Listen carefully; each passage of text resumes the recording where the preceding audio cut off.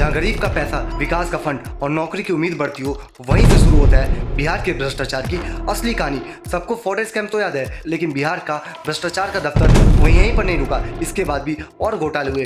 Day 6 of 30 days 30 Bihar challenge. अगले 30 दिन 30 सच मुद्दे के साथ 2004-9 के बीच में रेल मंत्री के दौर में नौकरी के बदले जमीन। सीबीआई के मुताबिक एक ग्रुप डी जॉब के लिए पूरी जमीन फैमिली के नाम कर दी गई। 2025 तक केस अभी भी गर्म है। लालू प्रसाद और उनके परिवार पर ईडी का आरोप, करोड़ों की प्रॉपर्टी धुलाई।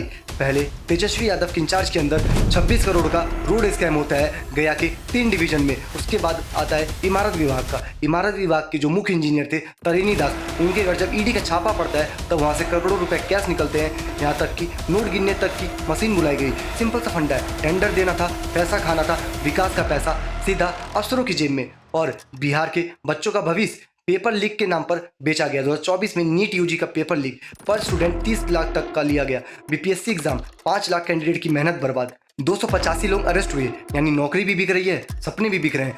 और गरीबों की पेंशन, उसमें भी लूट। मुजफ्फरपुर ऑडिट में मिला 15 साल का बच्चा जो बुढ़ा बनकर गरीबों का पैसा लूट रहा था। सिर्फ ये एक मुजफ्फरपुर के एक लड़के की बात नहीं है, मतलब बिहार के अंदर 16,000 से भी ज्यादा फेक आइडेंटिटी एक्टिव है। अभी भी पैसा लूटा जा रहा है। जो पैसा वृद्ध और विधवा के पास जाना था, वो पैसा किसी करप्ट सिस्टम के अंदर घुस चुका है और वहां से फायदा किसी और को मिल रहा है। सोचो, जो रोज के खाने के लिए तरस रहे हैं, उनको भी इस बिहार के भ्रष्टाचार के अंदर लपेट लिया गया है। उनसे भी पैसा छीना जा रहा है और उनसे भी लूटा जा रहा है। मुजफ्फरपुर में 2006 से लेकर 2024 के बीच में 213 ऑफिसर करप्शन में पकड़े गए। अब सोचो पूरे बिहार का क्या हाल होगा। ये सिर्फ स्कैम नहीं है, ये आम जनता का हक छीनने की कहानी है। नौकरी, पेंशन, विकास सब बेच दिया गया है। सोचो, नौकरी भी बिक रही है, पेंशन भी चोरी हो रहा है, विकास का पैसा घुस गया है एक करप्ट सिस्टम के अंदर। बिहार बदलेगा तभी जब हम सवाल उठाएंगे, आवाज उठाएंगे और करप्शन के खिलाफ खड़े होंगे।